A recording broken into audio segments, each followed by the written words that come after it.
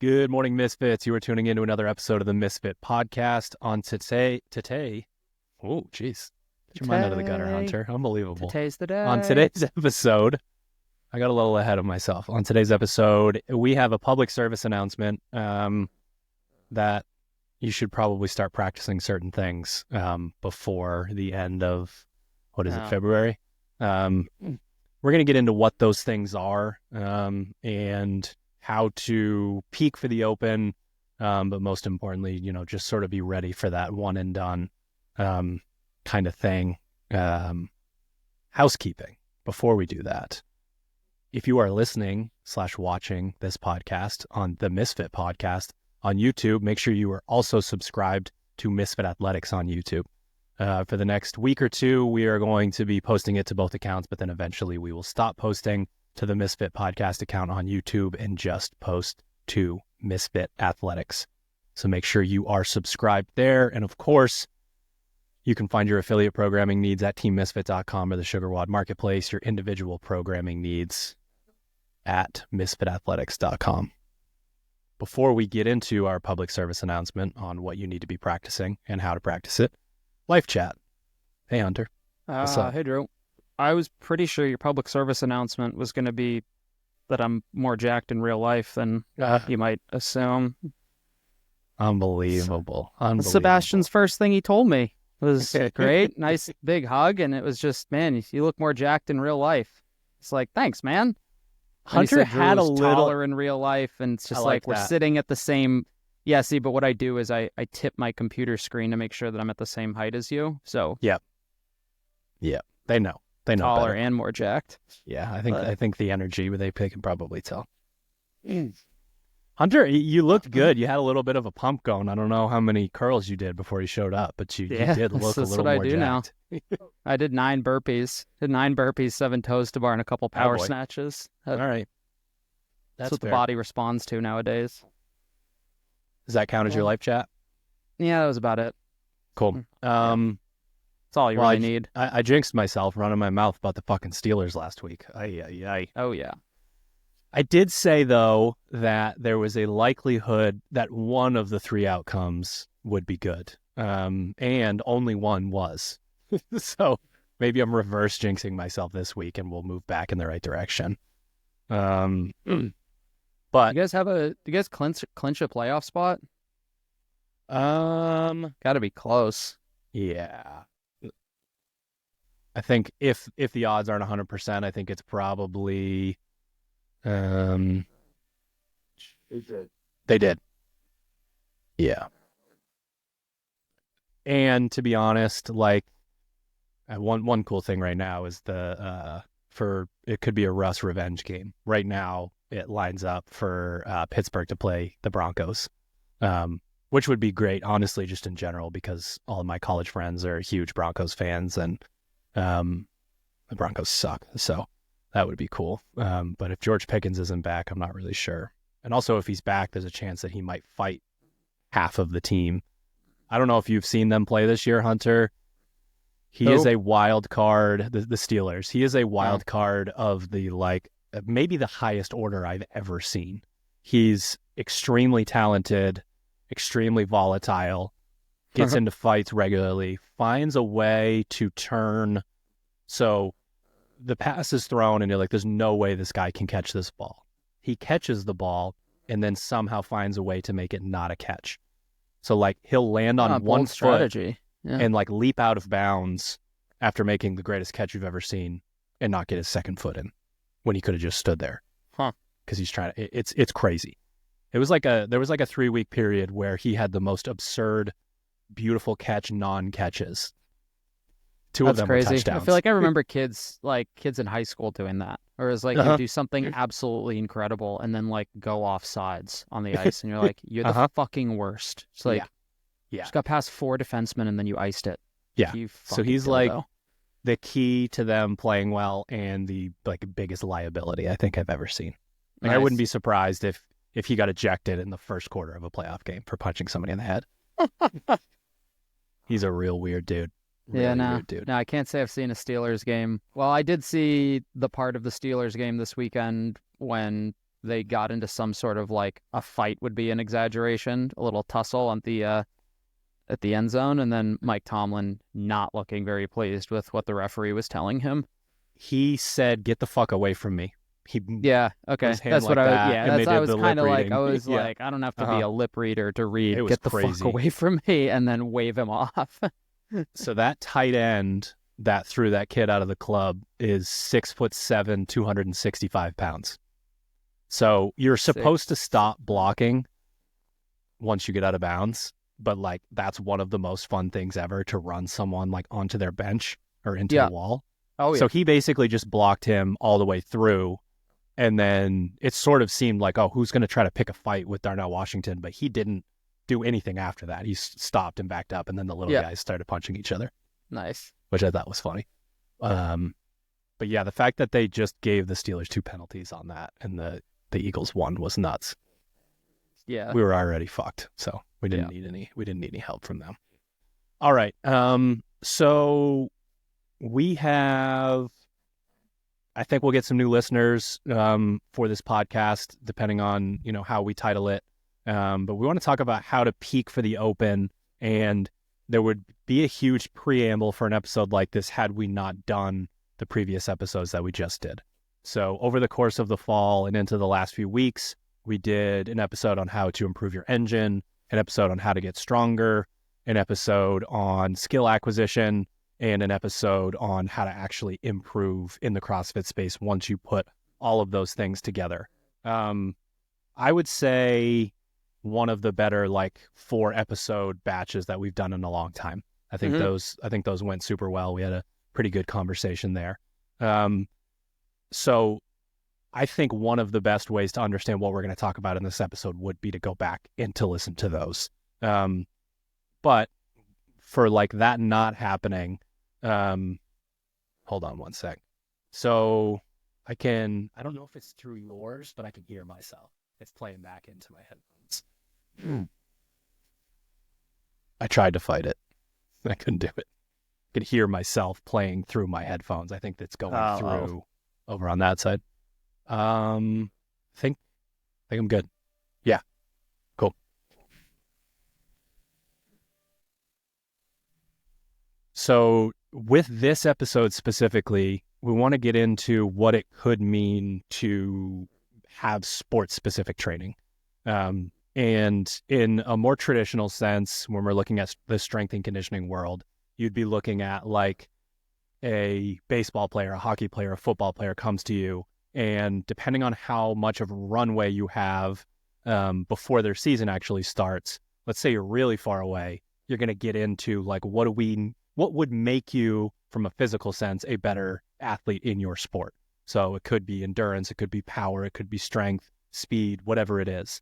But obviously, as we get closer, we have to figure out how to continue to increase GPP and get you better at the sport, but also do enough sport-specific training so that you have also fine-tuned, whether it's the actual workout execution itself in terms of strategy, or what we're going to talk about a lot in this episode is specific to movement prep and that sort of thing.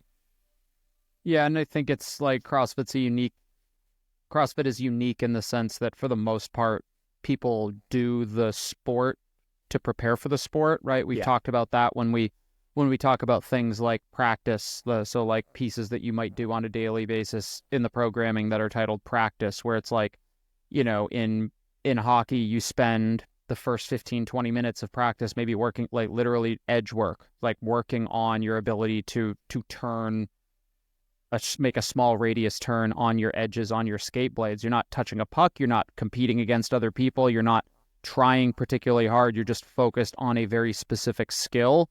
We do that here, but we don't the sport, the non-sport specific version of that is dryland training, right? So we're squatting in the gym, we're doing stuff on a field, and then the sport specific thing is actually getting onto the ice and playing scrimmages and games. Whereas CrossFit, the off-season stuff, you're still squatting, you're still pressing, you're still pulling, you're still doing your conditioning and stuff like that. It's just as we get closer to the season, we kind of narrow that band down a little bit as far as what movements we're going to focus on, what sort of like, and what we know about how the sport gets tested at the open level in the context of this episode. Yeah, and the thing, especially right now, I don't want to give HQ a ton of credit for anything. Sure. But it's not as crazy and varied as a lot of like detractors would make you think, right? So it's like, sure, like we want to standardize the sport, and I know that there are certain entities right now that see an opening and want to basically create an offshoot of the CrossFit Games, and a lot of what they're trying to sell is like it will be more standardized. But I think we'll deliver a message in this podcast that lets you figure out that it actually is standardized until they tell you time domain, reps, movement combinations, things of that nature. Right. There are a lot more answers to the test that are given out that we've used to create, a successful competitors for a very long time. And those, I think, are the basis for telling someone how they could actually peak for the Open. So what I'm going to do right now is from 2019 to 2024, there have been 12 movements that have been programmed 3 times or more in the Open. I'm going to start with the least programmed and work up to the most programmed. Deadlift, dumbbell snatch, power snatch, wall walks, wall balls, bar muscle ups, chest to bar pull-ups, bar facing burpees, rowing, toes to bar, thrusters, and double unders. Now, one of the things that I do when I look at that list is I combine a bunch of them, right?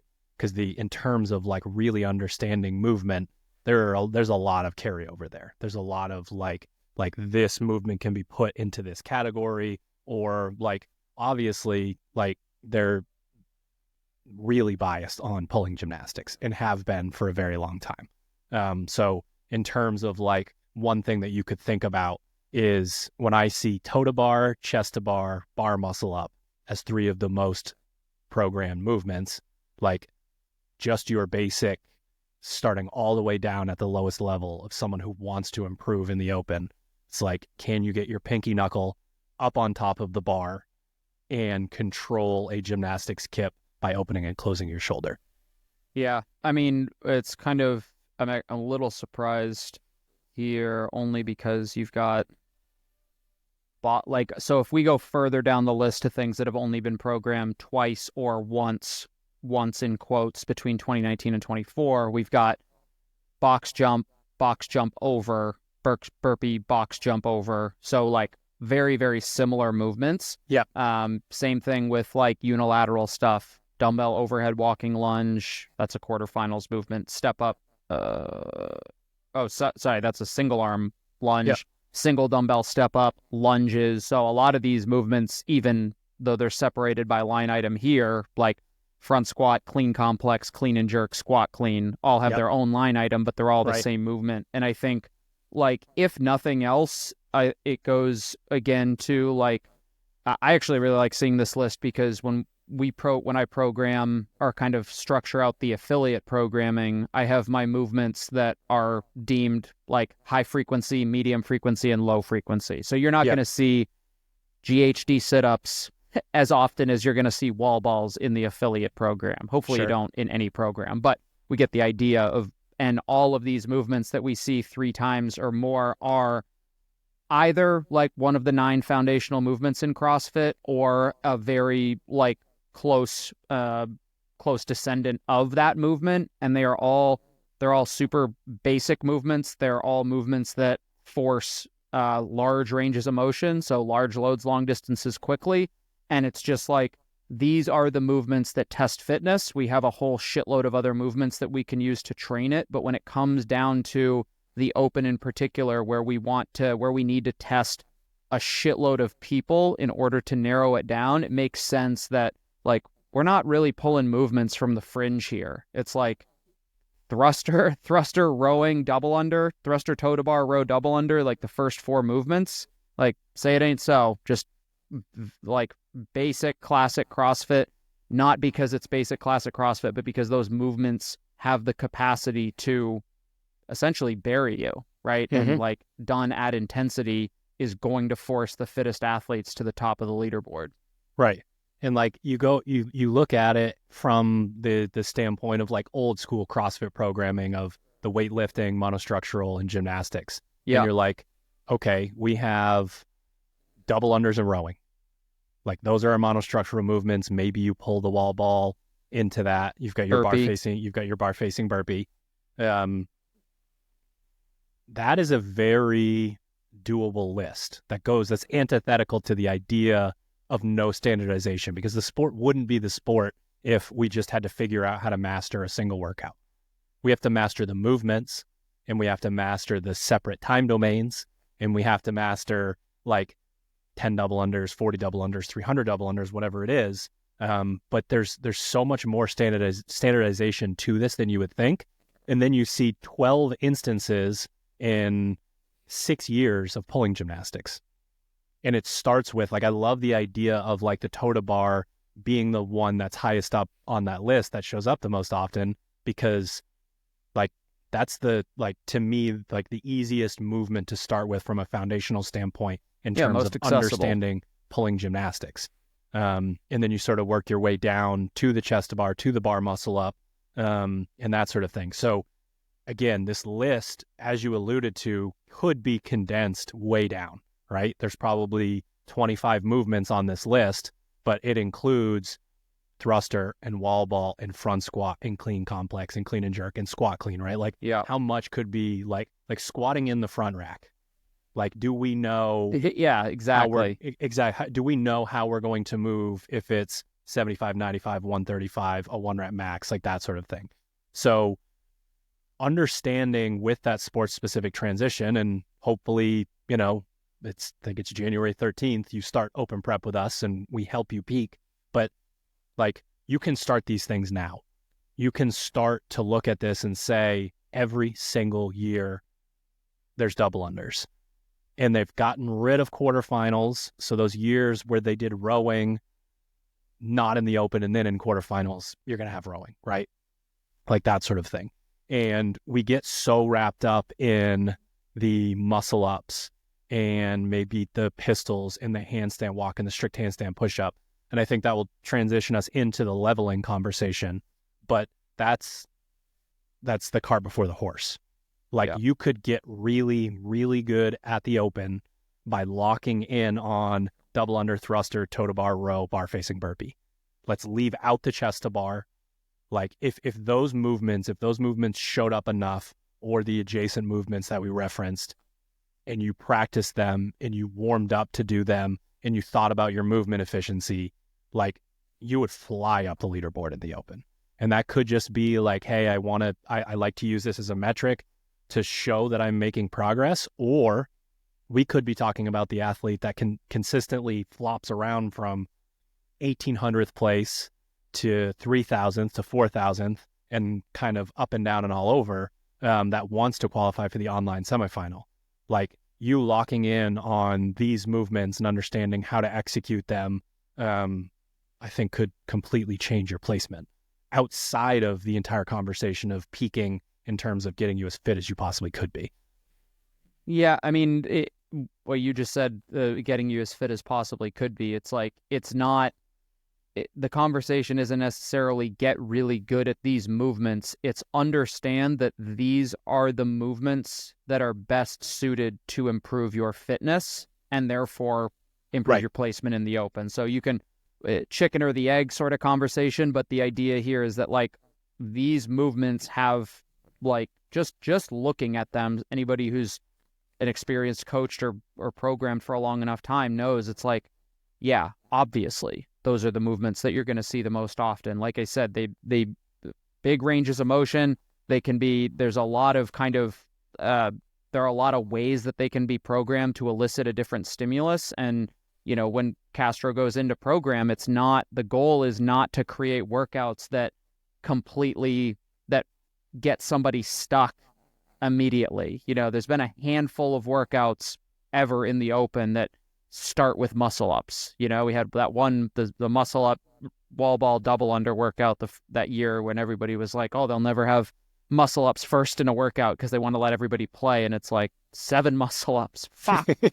Okay. But that doesn't happen often. And odds, like if you don't have, there's a difference between not having the capacity to do a movement at all and then not having the capacity to do that movement under fatigue after 10, 12, however many minutes of work that you've done. And all that comes back to how is your fitness. It's not going your ability or inability to do a movement. If you don't have the ability to do a movement, obviously that's a hard stop. But like a perceived low capacity in a movement is not nearly as detrimental as not being good at those movements that Drew just listed from a capacity standpoint. So I look at this in a lot of cases if I'm auditing, if someone's coming to me for advice or I'm their remote coach, I'm looking at this list and kind of bracketing some of the movements. And that's why I just listed the movements that I did. So we have double under thruster, toe to bar row, bar facing burpee. I would put those in that sort of level 1 kind of category. I think that's a good bracket to start with. What do you say, or how do you coach the athlete that has the requisite fitness and struggles with the movement patterns? So your athlete that's tripping more over the double unders or inefficient in their thruster or, scooping their toe to bar, shoulders back first in the row, like that kind of thing. How does an athlete, as we try to peak for the open, also incorporate the fact that if you're more efficient in those movements, especially in the merry-go-round 20-minute AMRAP, you can do a hell of a lot more of them? Yeah, I mean, I think that kind of goes back to the conversation we had last week about skill. And for the most, in a lot of ways, we were alluding to maybe gymnastic skill, or that's maybe what people think of when they think of skill. But like, again, going back to the thing that I said at the beginning of the podcast, in a sport, like I played hockey for a long time as a kid. Like you don't go to hockey practice and just scrimmage the entire time. Every kid would love to do that. We'd all rather play the game than do edge work and do puck handling drills and whatnot. But those drills are what improve your ability to play the game. And it's the exact same thing here. If you suck at double unders, like we need to break it down and figure out whether you actually suck at them, whether is it a mechanical thing, like we're literally just putting our hands in the wrong spot or we're jumping inefficiently, or do you just need more exposure to the movement in a low intensity setting so that you can practice things like breathing through a set of double unders? Can you practice doing a kip swing with your toes to bar and then bring your knees up to the bar and then straighten your legs back out and get long again? Can we just break these movements down outside of intensity, make them beautiful, and then put them back in? It's like the athlete that you're talking about, man, if you're somebody who has the requisite fitness, but you suck balls at those movements, like, Jesus, like we've seen it though. You get someone that you comes see it at in the and they CrossFit see, games, yeah, like, yeah. I mean, like at the extreme level, like people with phenomenal capacity, but the movement patterns of a fucking goat, like it's see Sebastian in the corner there, but yeah, it's just for that athlete, it's either maybe it's part of the warm up, it's part of the practice session or whatever it is, but yeah, we need to break the movement down. To get better at thrusters, we're not just going to do Fran every day. It's like, what about the thruster do you suck at? Is it positional? Is it mobility? Is it just a lack of understanding of core to extremity, that sort of thing? Or you're a muscle hamster who doesn't need to worry about using their legs and their arms? What is the actual problem? And then it's just the practice of the component parts of the movement. Same thing you would do for any sport. You want to get better at a certain thing, you practice, you break down that movement into its singular parts and then try to put it all together. During competition prep, there's a column that has sort of taken over in our programming called practice. I call it reps during competition prep because it's the idea of there are only so many opportunities within a week for us to get movements in, and it's only appropriate a percentage of the time as well. if you're doing a bunch of running, doing a bunch of double unders or box jump is not necessarily going to be the most appropriate thing. If you're doing a ton of toes to bar, that can take away from your chest to bar or your bar muscle up volume, that sort of thing. But the overall idea of this isn't going to show up in the programming, so I'm going to have you practice it, is something that at that like first bracketed level, the lowest level in terms of skill, where you could easily practice those things under low intensity. And I would much rather see an athlete do that on top of their workout of the day and the one lift than to add any volume with intensity. Like just, 5 or 6 sets of an easy or a smooth or a hard set of double unders. If you did that every week leading up, you'd probably have a much higher likelihood, again, of doing better. And I know that it's boring to say that you will be doing double unders 100% of the time. And it's honestly not even real that you would be doing muscle ups 30% of the time, because they typically put them in a place in the workout where you'd have to be fit enough and efficient enough at things like double unders to even get there. So it might be 0% of the time. So that's why I bring up the conversation of leveling, because I've seen too many athletes come to us, whether it's in the gym or at a training camp, that are like, look, I finally have my double, my triple on the muscle ups. I'm handstand walking. I can do kipping handstand push-ups.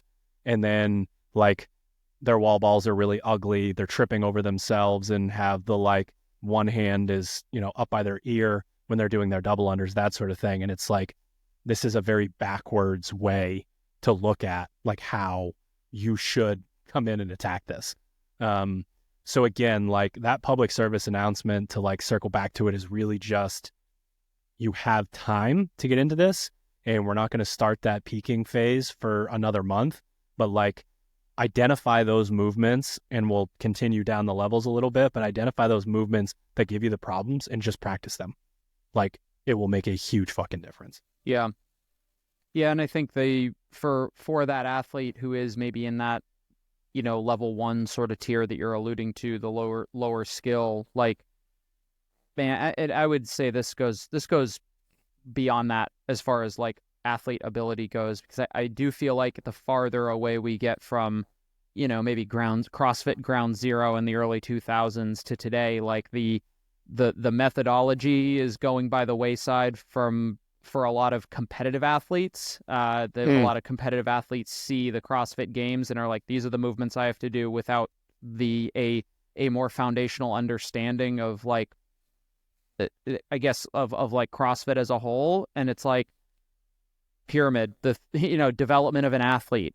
Like above your nutrition is your metabolic conditioning. It's not gymnastics. It's not your skill. It's not your ability to do muscle ups. Like that doesn't come until you have sufficient metabolic conditioning to even rate moving on to like gymnastics, body weight movement. And that we don't even touch weights until we have a baseline of metabolic conditioning and the ability to move your body through space. So, and I'm not saying like, hey, that's the order, you're not don't touch a barbell until you can perfect the muscle up. But we understand the idea that like CrossFit does a pretty good job when it comes to programming for competitions, the open, quarterfinals, whatever, of finding the right athletes based on like, how do we find the fittest person on earth using the CrossFit methodology? And that's, the variance, it's the time domains, it's the stimuli, it's all that sort of stuff.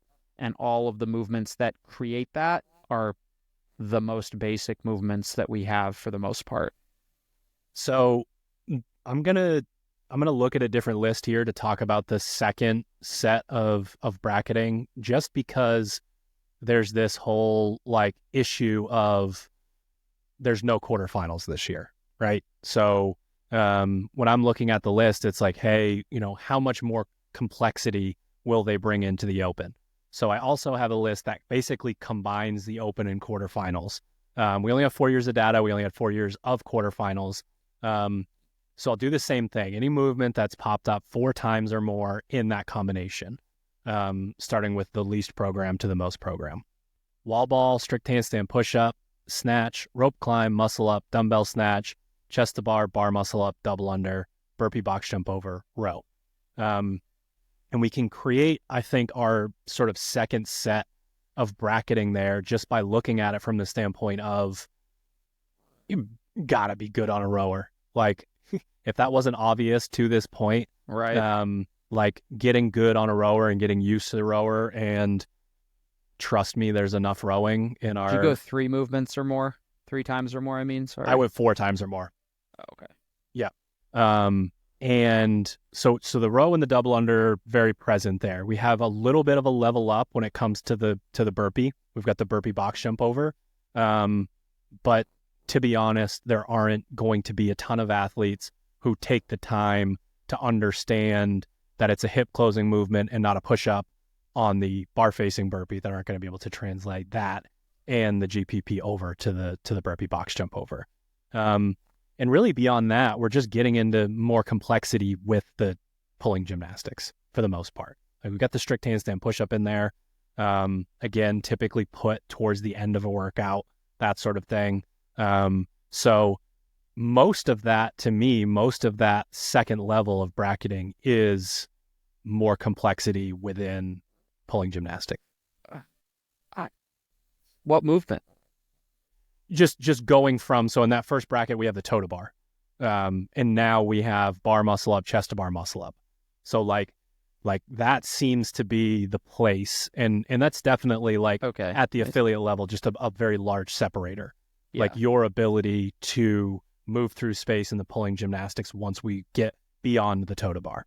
Yeah. I mean, yeah. And to be clear too, like the overlap is massive here. Rowing, burpee box jump over is, it's a different movement, but for all intents and purposes, it's a burpee. Yeah. Yep. Double under, the bar muscle up, chest to bar just moved up the list slightly. But again, like for the most part, we haven't seen a ton of like same movements in the open and quarterfinals. So the movements that are on this list, like they were preceded by, their lower skill kin, yes. I guess. And like, a rope climbing quarterfinals, presumably that, we've got way more athletes at the affiliate who can climb a rope than can do chest to bar pull-ups. So you think about that more as probably a logistical consideration for CrossFit with, the open versus a smaller sect of quarterfinals. But like the big, just what stands out to me is like, wall ball, snatch, muscle ups, dumbbell snatch, chest to bar, double under, burpee, row. Like it's all the same. It's all just slight minor modifications, which again indicates that we don't necessarily need to be worried about very specific movements unless it's a massive hole in your game, and realize that these movements just get paired together differently. The weights change, the rep scheme changes, and that's how the complexity and the difficulty kind of comes about. But for the most part, there's a ton of overlap here between 100% quarterfinals. Like there's a ton of overlap, and again, you have the first list that we talked about basically just naturally turns into the second list if you are, again, efficient in movement and understand what you need to be doing to improve there. It's a natural progression to get good at this next set of movements. One of the things that I think can be an issue is the like competitor mentality of the amount of volume that you need to be doing to improve within the sport, specifically to like a lot of the athletes that you're watching and you're seeing how much training they're doing, and then you're going to see their program and how much training they're doing, are preparing themselves for a 3 to 5 day in-person competition.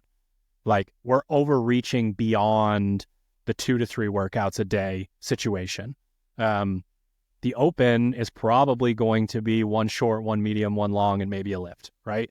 Yeah. Like that's what we expect there. And you spread out over 3 weeks. Exactly. Spread out over 3 weeks. And that is a skill in and of itself. Like there are athletes who would love to be thrown into this like gauntlet, this meat grinder of a weekend, because they know that they handle volume better, because they know that they're a little bit more well-rounded, and that if the programming is good, that like it will come out eventually, like they'll spit out the other side where they want to be. Those same athletes don't always have the ability to execute in the one and done environment either because they're not used to it and they haven't practiced it and they haven't really learned to lock in on a specific workout, or just because there's going to be less variance, right? There's going to be less, like, they're not going to get to see that thing that they want to be able to pop up so that they can go take a huge score. And then obviously the other issue here is the golf scoring versus game scoring.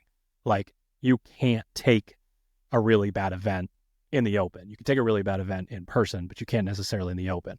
So the way to improve on this is to think about it from a bit more of an old school mentality. Like, I have every day that I go into the gym, I have that one workout circled. Like, I'm going to do my full sweat check. I'm going to stretch in the way that I need to get into the positions. Maybe the thrusters, like, you sit at a desk all day and then you go out there and you try to do thrusters before you do your squat hold and your couch stretch and make sure your ankles feel good and, peanut on the T-spine and all of that stuff. But you're going to go in, you're going to warm up the way that you should. You're actually going to look at the workout from a competitive standpoint, right? Like, as we get closer and closer, you need to know, we've talked about it so many times in the last few weeks, how to read a workout and like what you need to do to execute, which we can help with once the open rolls around. But if you don't practice it before that on your own, you're kind of screwed there. So I really think that leaning into, like, I have this one thing, and you can do more stuff outside of that, but just this one thing that you're really locked in on, and you can understand how to put a ton of eggs into a single basket. Yeah, it's so weird. You see, like, what we've both seen it happen where it's just like athletes have no problem doing 2 to 4 or 5 training pieces in the gym every day. And it's like, you're as a coach, you're like, fuck yeah, like, scores are going good, lifts are going good, we're looking good, athletes feeling confident. And then it's like Thursday 3 p.m. rolls around and it's like 10-minute AMRAP, burpee box jump over, fucking thruster, whatever it is, dumbbell snatch, ladder, dumbbell snatch, burpee box jump over. Everybody loses their mind. And it's like, it's like, we didn't see this coming. It's like, motherfucker, what do you mean you didn't see this coming? Like, I need you to be able to go again. I need you to be able to go insanely hard one time. And the athlete that you're describing, like the gauntlet, it's like, I compare it to the affiliate athlete who wants to do a hero workout every day. It's like, now you just want to, the difference between training and competing is like, at some point that mindset has to switch over from, like, I'm doing all this volume in order to make sure that I'm well-rounded, but none of that matters if I can't put forth a massive amount of intensity for a relatively short period of time once per week. It's like your capacity to handle 3 to 5 workouts a day only matters when you get to a stage of competition that calls for 3 to 5 workouts a day. And, like, spoiler alert, statistically, it's not you. Like, respectfully, like, we have to get through that initial gauntlet of the open that requires a tremendous amount of intensity that says, I don't care if you can do a set of 15 muscle ups. I care that you can repeat your sets of 3 muscle ups when your heart rate's at 190. Same, or a thruster, or whatever, whatever the movement is in the open workout, we have to be able to go hard. And that scares the shit out of athletes because they don't do it often enough in the off season. Yeah, and we ask our athletes at the very highest level to have, I don't know, 6 to 8 weeks a year where this is the type of training that they do, so that they have practice for this. Because what you're referencing is, when you look at a whole week of programming for one of our highest level competitors and you zoom all the way out, the story that's told across all of the pieces is very impressive. It's like, man, like, you're strong, you're skilled, you were able to push on this machine, etc. But then we take the open leaderboard and it's like 947 reps, 946, 945, 944. Yeah. If you go to the top on those 20-minute AMRAPs and you see the best athletes in the world battling for 1,000 reps of something, which is absurd to say. And I don't know, you got, 910, 890, like, it's pretty good. Yeah. But, like, do you know how to warm up, strategize, execute, die/cool down, and, like, actually go over your notes and try to figure out where you did what you were supposed to, where you didn't. Like, do you really know how to do that? Because there's a ton of fitness to be had in that, of course, but like for a lot of athletes, it's a learning experience. And we'll see it here at the affiliate level. Like, we'll get some pretty fucking good open scores at the affiliate level. Yeah.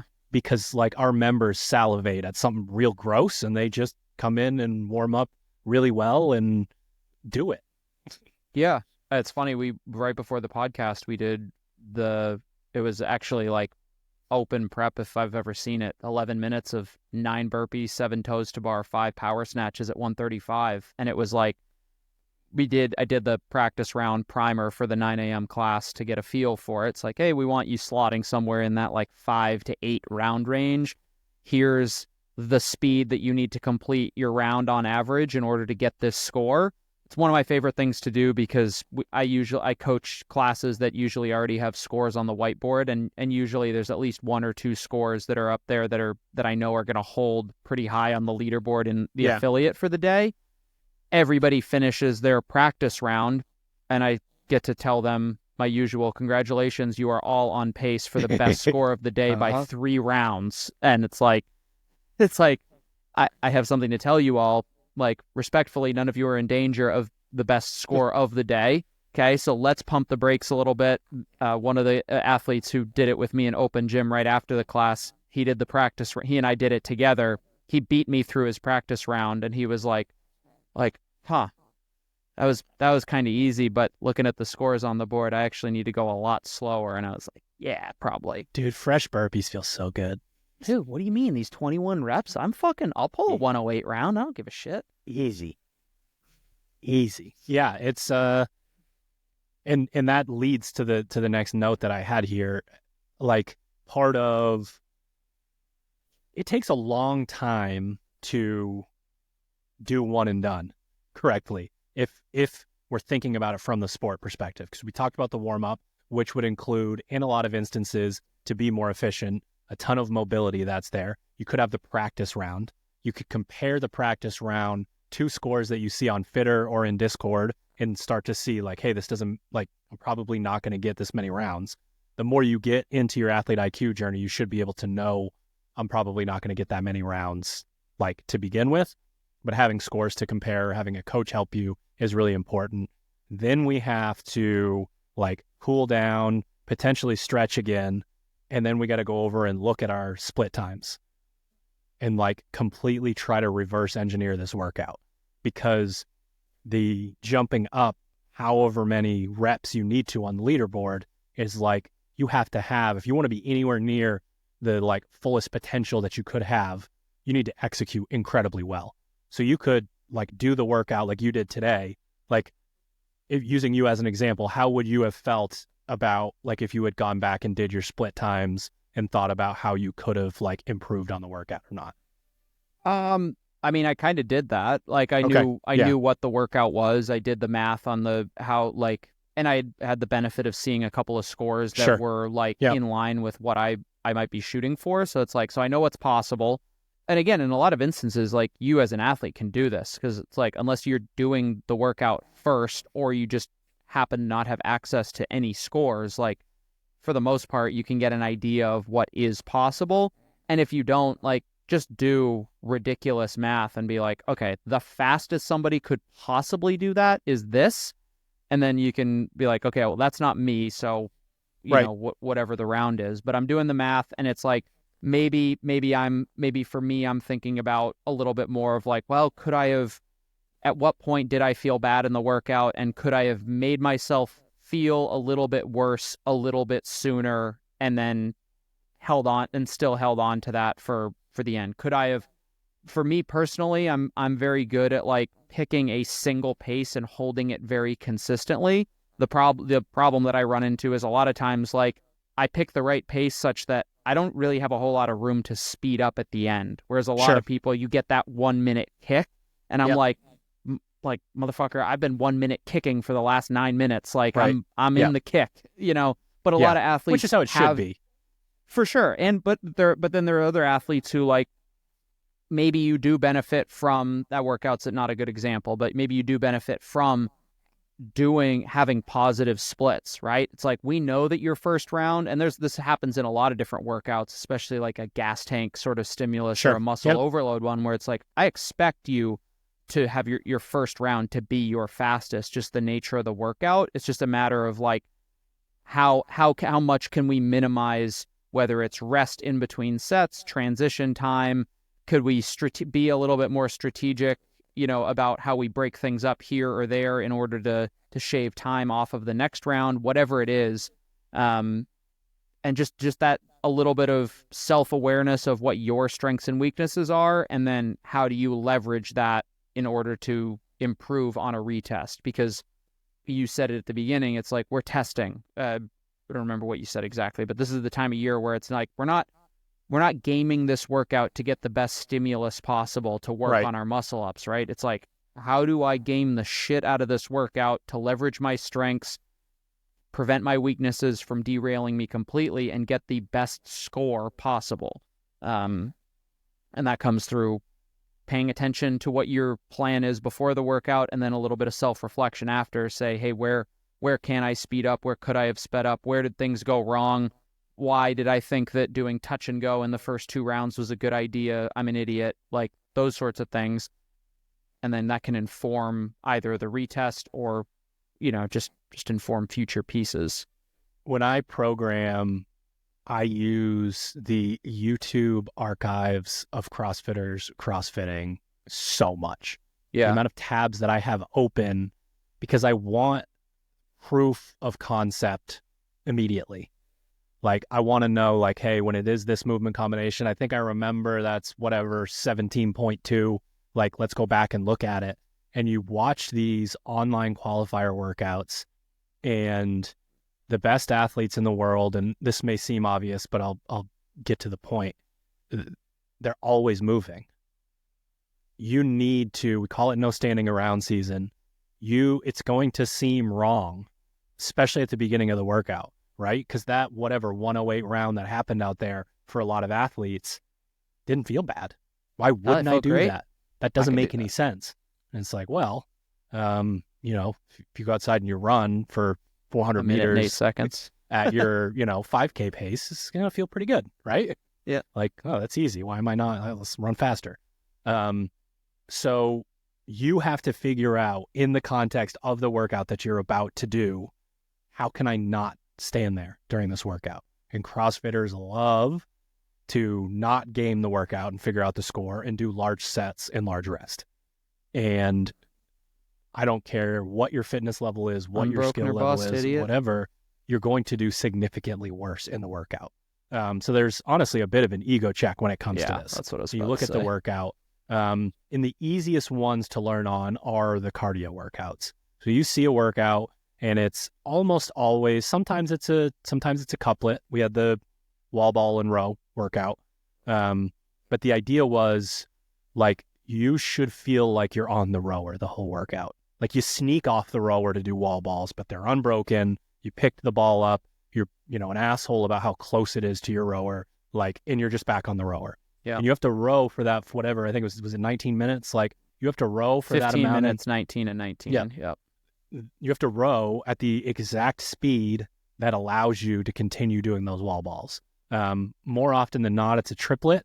And we just have this one monostructural movement that's in there that you have to pace like the shit out of to keep yourself moving. And today you guys had the burpee's not the easiest one because you don't have the rower screen telling you that 142 is probably a bad idea for this workout. Yeah. But you have to figure out, what is my cadence? Because unless you want to have slow transitions, it's kind of the only place you can slow down in that workout. Like, you need to know what your burpee cadence is to be able to pick up the bar and to be able to jump up to the pull-up bar and do that sort of thing. Yeah, or have written down somewhere on a little whiteboard. It's like, round 1, the clock should say this. Round 2, the clock should say that. Round 3, the clock says this. And then you have an idea of whether you're ahead or behind your pace. Because there are workouts that don't afford you that. Thinking about that, remember that dumbbell thruster, 20-minute, Sherb's favorite, dumbbell thruster, toe to bar, double under, super small sets. The hard part about that workout is, like, you kind of have to do everything unbroken. So it's just a matter of like literally that it's a little bit counter to what you were just saying, but it's like there's no standing around. But like the problem is like no standing around means like I'm always doing thrusters, toes to bar, or double unders, which isn't possible. But there is a bit of like that. It's like a deliberate transition period where it's like that was a body language workout. Like, can you stay calm, smooth in your movement, not rush to the next one? But again, you can look at you use the other tools that you have. You use the clock. You have a coach or a training partner who has the whiteboard that says like, hey, you are 3 minutes ahead of Matt Frazier. Like, stop it. You're an idiot. Like, that sort of thing. And then there are workouts like we had whether it was last year, the rowing deadlift double under, where it was same thing as the wall ball row thing, where it's like literally the only thing that matters about this workout is that you are on the rower as much as possible and nothing else. Like there's nothing else that matters. If you can do these deadlifts and double unders unbroken, like the fact that you are seated on the rower means you're going to have a good score. And as long as you're not rowing like a jabroni, you're going to have a good score. A lot of people rowed like a jabroni. They didn't get a good score. Yes, they sure fucking did. So yeah, you're looking at a workout, and as you get outside of the cardio realm, there's going to be things where, like, let's say they had a heavy thruster or, a moderate to heavy weight. I mean, honestly, power snatches just suck unless they're 45 pounds. We should cancel them. But like when you get into those movements where it's either like I literally can't dip out of the muscle up or press out of the handstand push-up, or I can't breathe and do more thrusters or power snatches, that means that you have to figure out how to not make that happen, and which means breaking it up a ton, right? So that's when you would get into the situation where, like, you're just way out ahead of somebody because they decided early on to do, I don't know, 2-2-2 in their muscle ups, or they decided to, break up their, thrusters is one of those ones where you see like a really high level athlete, there's like, they went 654 on that. What? And then later on in the workout, you take your first 30-second break and they've accumulated 30 seconds total across the entire workout. Then that's when they just fly right past you and that sort of thing. So you have to, like, again, you're circling that one on the calendar. You are coming up with the best hypothesis that you have based on actual math and capacity and personal history. And then you're figuring out whether you were correct or not afterwards, because we listed off basically double under thruster, toe to bar row, burpee. Like, you're going to, in our open prep, the amount of combinations that you will see of those movements in the different time domains, in different rep schemes and et cetera, like there's a really good chance that you'll have notes for the open workout, pretty damn close to it.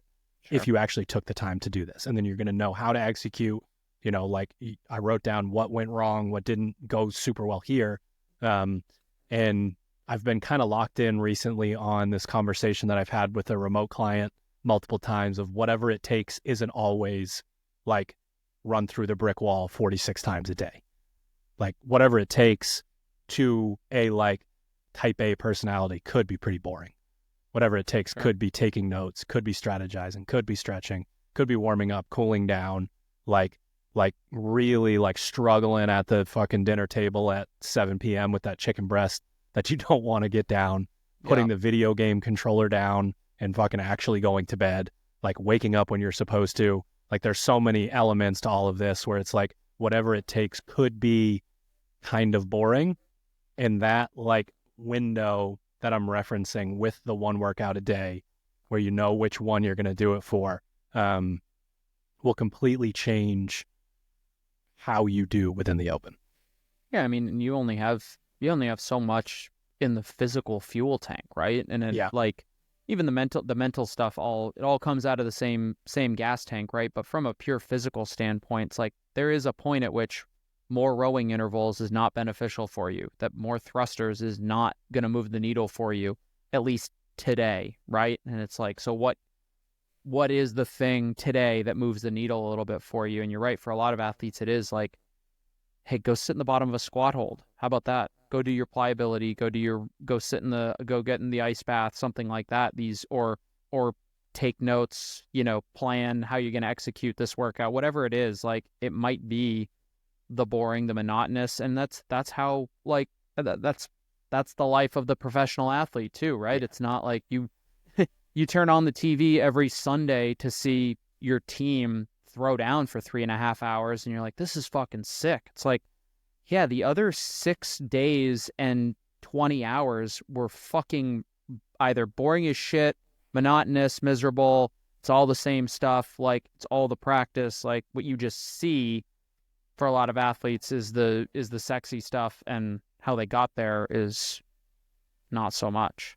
And that's the case, like, everywhere, in every single thing that you're going to do, right? Like, Eddie Van Halen got to, like, stand in front of the, like, 80,000 people, whatever it was, and do those guitar solos because he just sat in his bedroom and played with his guitar, like, his entire adolescence. Right. Like, locked himself in a bedroom and did that.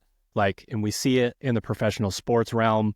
We've had the conversation about, quote unquote, how do we know what we know when there's, like, no resources for it?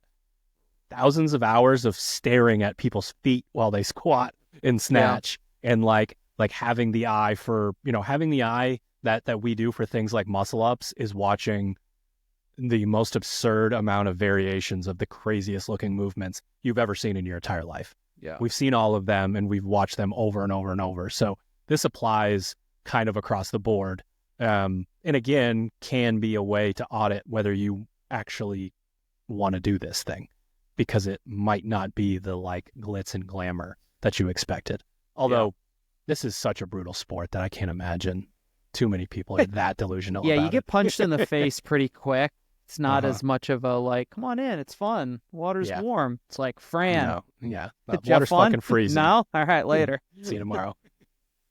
Yeah. We had, oh man, aside, yesterday was bike sprint day, and we had one of the new members. He's a local news anchor at the gym, and he's done CrossFit for a long time.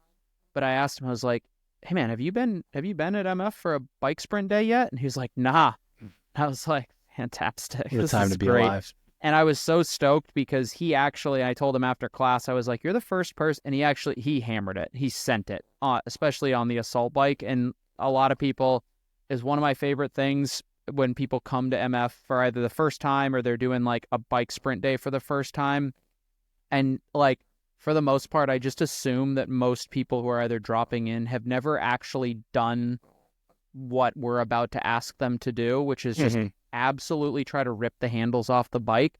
And even when you communicate that to some people, you get them on the bike and they're doing like it looks like you're trying pretty hard in a Peloton class, and that's your perception. It looks like your aunt's riding an old Airdyne in a basement. Yes, correct. Yes, exactly. That is exactly what it is. It's not and quite you're just like, hold on a second. And I've gotten to the point where I'm like, I'm going to put this bike in the middle here, and I'm going to sprint for 5 seconds. I'm going to sacrifice myself, but this is, like, roughly what I want you to look like. And long story short, he just hammered it. He went full send. He paid for it. And then afterward, I was like, hey, man, the first person ever to come in here and actually do a bike sprint day correctly without me having to show you how to ride the bike hard. So I have a question. Moment. So I programmed that, and my goal was, depending on fitness level, people flirting with threshold in either round 4, 5, or 6. What success rate do you think that I had? Did anyone just cruise through all 6 rounds? Only, like, our biggest, most powerful athletes. Yeah. And I mean, cruise, relatively speaking, we had a couple dudes who were just 9 seconds on both machines every round. Yeah. It's not like they didn't pay for it after, sure. But I kind of knew that, and that was kind of the intent, right? It was like, for people who can really hammer it, it's like, this is very much power output training where you might finish your last round, you'll be hurting a little bit, but, like, it's not going to be quite the same as, like, a 50 cal sprint where we really put you into that past threshold point. Sure. But for the most part, like, for me, that was me. Like, what you wrote, that was perfect for me. That's the distance, that's the time frame where I can go pretty much, like, I will start the interval at 100% and I will be at 87% by the end of it in rounds 4, 5, and 6. And that's perfect for me. And then athletes who were a little bit less powerful, it was like, well, this was a little bit more of a bike sprint death sort of day, but we still tried I saw to. some people in StreamFit that went from like 12 seconds to 19, and I was like, there Yeah, it is. There it is. one of our member who was who's historically been a morning member. He's been coming into the evenings lately. Had his first encounter with Pukey.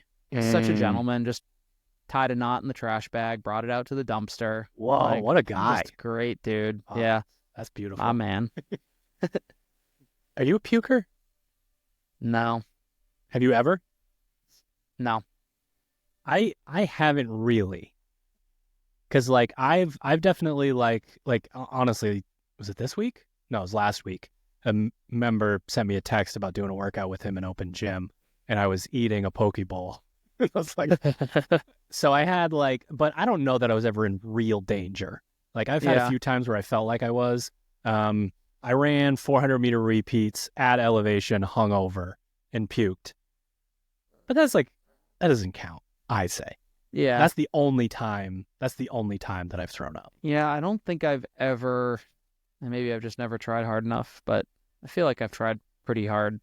Yeah, a lot of I can times. confirm that. I also just don't, I hate it. I hate throwing up. I don't know how many people like throwing up, but I'm like, I'm gonna do everything in my power to not set myself up for failure of eating close enough to a workout that might make me throw up. But I've gotten, for me, it's more just like, my tummy hurts, my legs hurt, like I need a nap.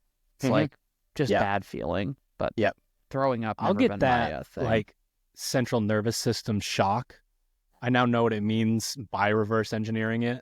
Like those days where you can tell that you have 48 to 72 hours of like impaired everything. Yeah. Like cognitively, you're not quite there. Like it's across the board. The afterglow of those workouts, kind of as bad as puking. It's close. Yeah. I just think my body deals with it differently. But that like that tingly, like vasodilation feeling, like when you have that 90 minutes after a workout, something's fucking wrong. Yeah. Like, I'll get the headache post sprint sort of thing, but and that can be worse. Yesterday's the bike sprint day. That's something that has a potential to fuck me up for 2 days afterward. Just kind of sluggish. Like that was always the one. If I do like a true full assault bike, echo bike, no, probably not echo bike, a true assault bike power output session, that's when my HRV tanks for like multiple days. Yeah. Which is kind of funny because like I think we referenced it, the whole myth of they tested like if you pull a 1 rep max deadlift, your central nervous system shot for like 6.5 years. It's not the case. If you have a high heart rate for a long period of time, CrossFit, that's when your central nervous system actually tanks. So it's kind of weird for me that my intensity can be high enough. That short of a window can fuck you up that way. To be clear, too, it was either it's like heart rate elevated for a long period of time. Time under tension was also one of the things. So like, maybe, which you just assume happens in CrossFit, right?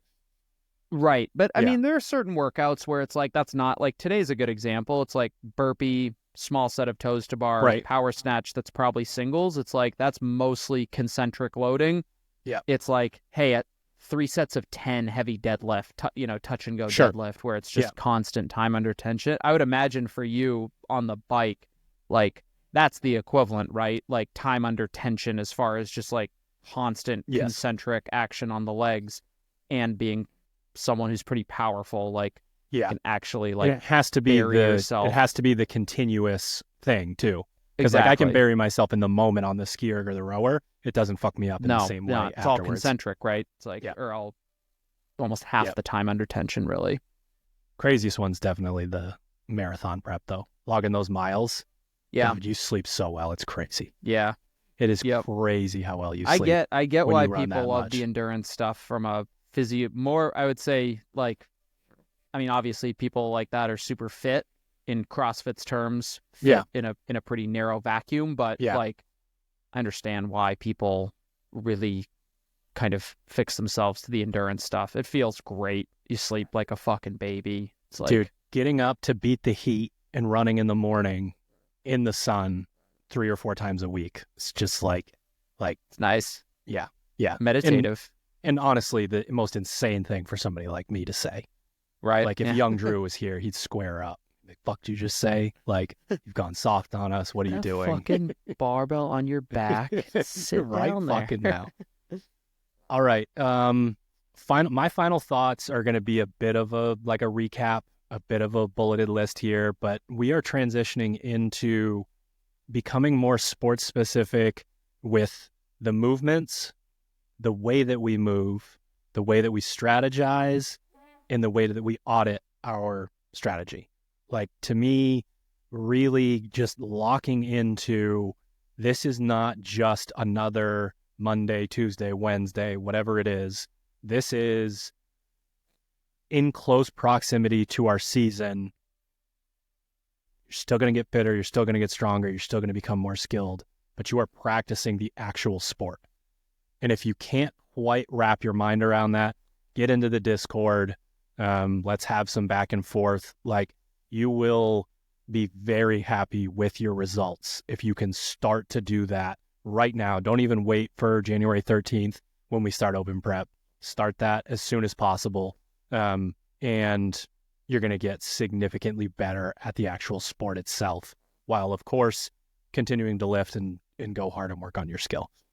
Yeah, I would say my final thoughts are that it pays in CrossFit. It pays to be a little bit smarter than the people that you're competing against. And it pays a lot. It pays more than you'd think. Yeah. And especially that this time of year. And that isn't isolated specifically or solely to workout strategy and execution. It is training as well, right? It's like, what are the things that I need to get better at? What are the basics that I have not drilled down yet? Why am I, it's the super little things. It's, I'm starting to press the bar overhead before I use my legs. Like, just super basic stuff that are like, my opponents, my peers aren't doing this because maybe they just have the raw capacity to skip through it, and joke's on them. Like, if they have the raw capacity, then that just means they would have a greater capacity if they did the movements correctly. Yeah. So again, and man, like, final thoughts from last week too, like, learn to do the movements correctly. That's part of being a smarter athlete. It's recognizing when you need to improve positions. It's like, I don't have access to certain hip range of motion, boring shit like that. And then, obviously we tie that in with the workout strategy, knowing kind of where your personal strengths and weaknesses lie. But you can learn, like, you should, like, training is where you learn all this. The open, the quarterfinals, semifinal, whatever the fuck, I don't know, whatever we're going to call it this year. Like, that's where we show off, in the same way that's where you express your fitness. That's also where you express your athlete IQ, your just general intelligence for how you approached your training and now are approaching these tests. Start now, carry it over. You will be very happy with your scores, your placement on the leaderboard, all that good stuff. Can we do it? Cheers. Thank you for tuning into another episode of the Misfit podcast. Make sure you head to misfitathletics.com to get signed up for your individual programming needs. You can head to teammisfit.com or the Sugar Wad Marketplace to get signed up for our affiliate programming. And all those movements pop up in affiliate programming. Yes, they lots do. of times. Yes, they do.